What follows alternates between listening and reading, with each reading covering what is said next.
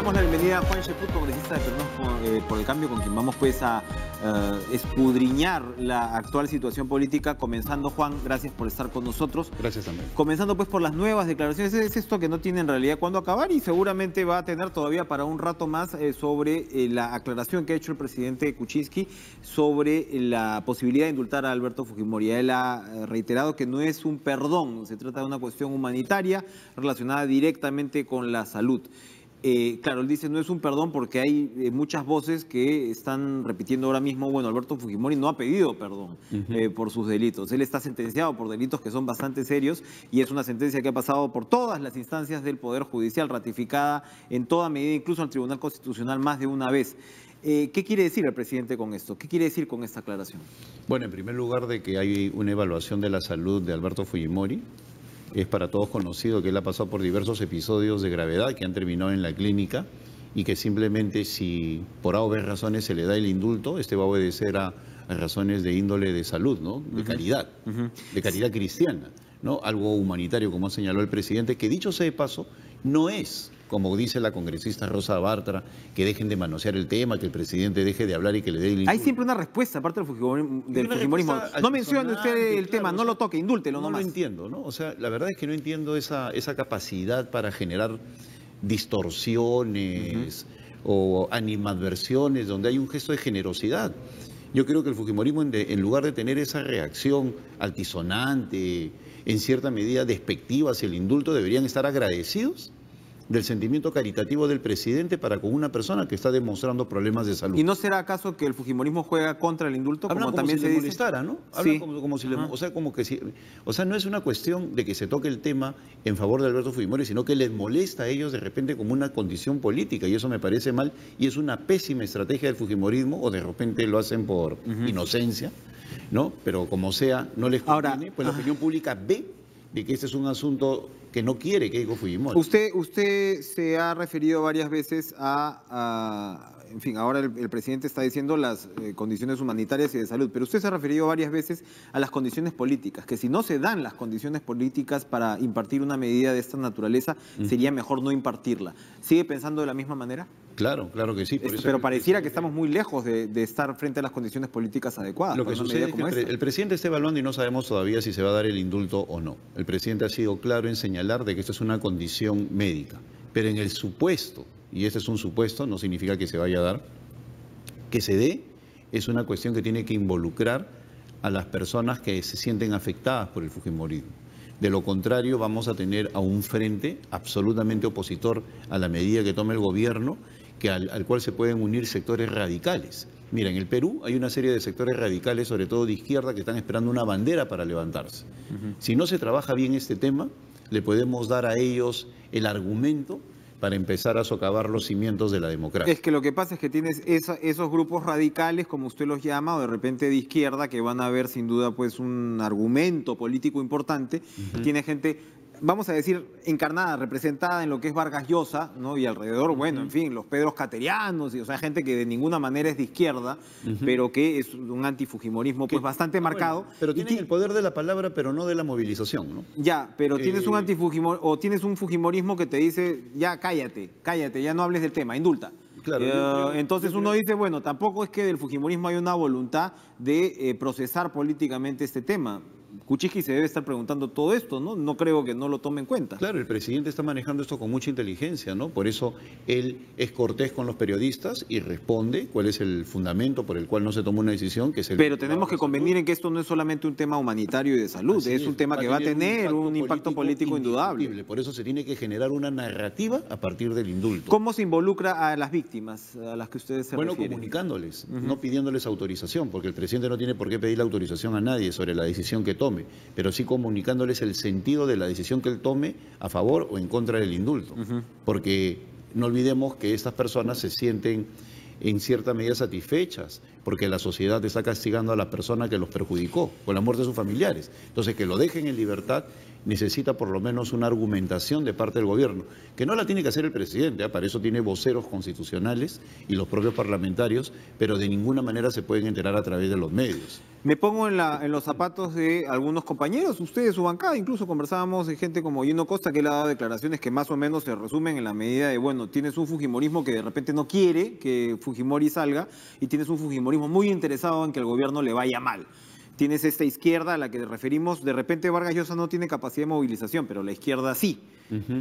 ¿Tiene sentido político el indulto en circunstancias así, más allá de lo estrictamente humanitario? En la medida que desarrolle capacidades políticas, sí. Mira, cuando un partido quiere que le vaya mal al otro, no es una cuestión rara en política, es el deseo de todo partido opositor en el fondo, ¿no? O sea, ya de eso está escrito desde Aristóteles. O sea, no es una cuestión de que surja solamente con el fujimorismo.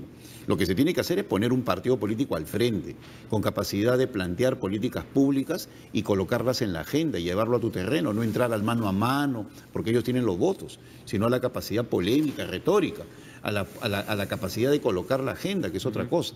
Ahora, en el tema del indulto, yo creo que más es un problema del fujimorismo que de nosotros.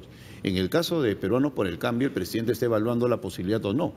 Pero todos han dicho que respetarán su posición finalmente, incluso quienes se han manifestado relativamente en contra. Es una decisión en la bancada que cuando estuvimos con el presidente le dijimos, presidente, usted evalúe, reflexione, tome la decisión y lo apoyaremos. Y creo que todos vamos a honrar ese compromiso. Pero al frente, en el fujimorismo, es donde vemos posiciones discordantes, en algunos casos hasta con mala gana, ¿no?, a favor del indulto. Entonces, ellos son los que tienen que aclarar. Que tiene que ver con la división esta que se expresa entre Keiko y Kenji, ¿no? Abierta, pública. Claro, porque lamentablemente el fujimorismo sigue viéndose como una opción electoral y no como un partido político. Entonces, en la medida de que ellos sigan priorizando lo electoral, temas como el del indulto les va a hacer mucho daño.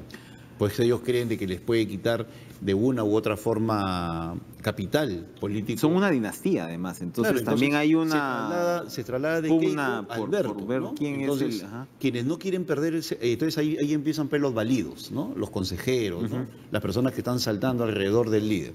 Le dicen, no, si sale Alberto tú vas a convertirte en la nada, entonces tienes que evitarlo. No, pues no es así.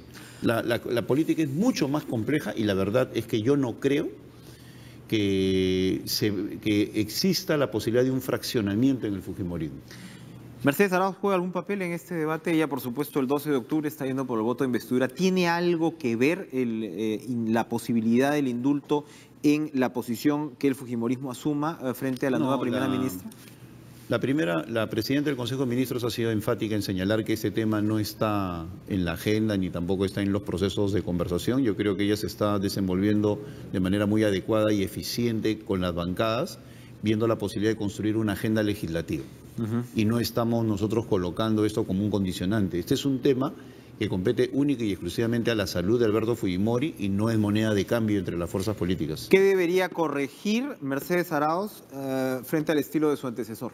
Bueno, creo que ya el estilo es el hombre o la mujer, ¿no? Ella ya lo está manifestando con su actitud.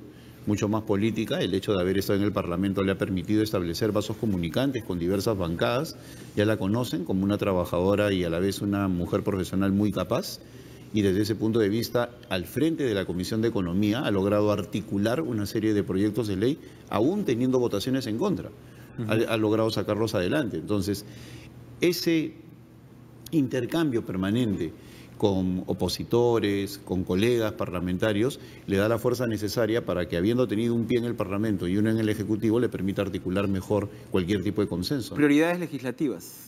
¿Cuáles son? Claro. ¿Es posible establecer prioridades legislativas a estas alturas? Conversábamos hace algunos días con el ministro Grados de Trabajo. Se sabe que la reforma laboral pues es fundamental, ¿no? Los ajustes que hay que hacer para generar más empleo, pero el fujimorismo no parece dispuesto a comprarse ese pleito. En el caso de la reforma laboral, el problema es del Frente Amplio. Que tiene la Comisión de Trabajo. Se demoró en colocarlo en agenda cuando la presidía Hernando Ceballos y ahora con el congresista Justiniano Apace. El proyecto de impulso al empleo joven. Así es. Entonces, pero por otro lado, es fundamental que las otras fuerzas políticas empiecen a orientar a la opinión pública en el sentido de que eso es algo que le conviene al país porque va a disminuir la informalidad. Entonces, también es un problema político de parte de quienes tienen que promover el proyecto, no solamente de la oposición que se niega a colocarlo en debate. Ahora, Mercedes Arauz, como Poder Ejecutivo, ella puede plantear un conjunto de proyectos que coordinados o trabajados con los proyectos que vienen de cada bancada se constituye la agenda legislativa, que es una promesa del presidente del Congreso. Y yo creo que luego del 12 de octubre se puede consolidar. Eso le daría orden al Parlamento y repetiríamos un momento muy bueno por el contexto similar al que se vivió con Carlos Ferrero, que Carlos Ferrero es la persona que convierte en multipartidaria la mesa directiva, que pertenecía antes a un solo partido, él involucra a todos los partidos y crea la agenda legislativa. Me lo recordaba hace poco Carlos Ferrero exactamente, que todos deberían estar sentados en esa, ¿no? Claro, esa mesa. Eso que se criticó fue la llave para salir de un proceso de entrampamiento. Bajas la tensión inmediatamente. Claro, y todos participan del proceso de toma de decisiones. Y eso permitió, por otro lado, construir una agenda legislativa que le dio sostenibilidad a los años que estuvo Carlos Ferrero, ¿no?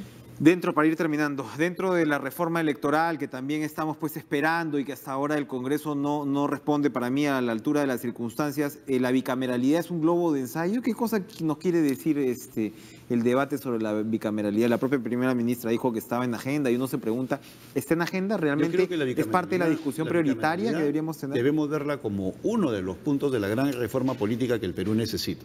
Y yo creo que ahí hay responsabilidad de la Comisión de Constitución para articular diversos temas y no uno solo, porque la solución aislada es simplemente meterle más energía al caos. La bicameralidad por sí sola, si no viene acompañada de las funciones del Senado, del número adecuado que nos dé mayor representatividad, a mí me parece absurdo. De mejores partidos, ¿no? Además, o sea, claro, es decir, no por varita mágica vas a tener a 30 senadores comprometidos políticamente. Claro, pero por otro lado, de los 130 actuales, decir 100 son diputados. Ya tenemos una representación bajísima, ojo. Por eso te digo, eso me parece absurdo. O sea, el Perú es el país más subrepresentado de América Latina y decir de estos 130 van a quedarse en 100 y los otros 30 es una locura que demuestra que quienes plantean iniciativas no están viendo el impacto de su ley en el mediano plazo. Pero si Úrsula Letona, con los otros partidos en la Comisión de Constitución, articulan un conjunto de ideas para lo que debería ser la reforma política, yo creo que ahí sí se colocaría en agenda y tendríamos cubierto de acá hasta el 15 de diciembre que vence la legislatura un debate adecuado. Uno piensa, por último, para terminar ahora sí, por último, si es que Keiko Fujimori pretende ser opción de poder, si es que Keiko Fujimori piensa que va a ser opción de poder, en sentido lógico deberías decir, bueno, ¿cuáles son las reformas que voy a necesitar para gobernar, para tener un país más estructurado de aquí en adelante, ¿no? Incluso debería pensar desde esa perspectiva, porque si piensas por el lado del audio de Chinecas, ahí sí nos fregamos, ¿no? Ese es el gran déficit del fujimorismo, que todo lo critica igual que el Frente Amplio, igual que el Nuevo Perú, y no plantean alternativas. Entonces tenemos una oposición muy crítica, pero una oposición que ni siquiera ha podido establecer un gabinete en la sombra. Una oposición que ni siquiera tú puedes identificar, bueno, quién es el experto en materia laboral. No escuchamos propuestas laborales, económicas, políticas. Así es. Y si hablamos en materia de seguridad, pues tienes a 3 personas que siendo capaces cada uno habla distinto. El congresista Tubino, Octavio Salazar y Marco Miachero. Entonces, ni siquiera han articulado ellos una propuesta alterna, adecuada y actores identificados con sus políticas públicas. Entonces, se han quedado en el campo de la crítica y es por eso que no se ven como alternativa real de poder. Juan Cheput, muchas gracias por acompañarnos esta mañana de Peruanos por el Cambio. Continuamos con información, Fátima.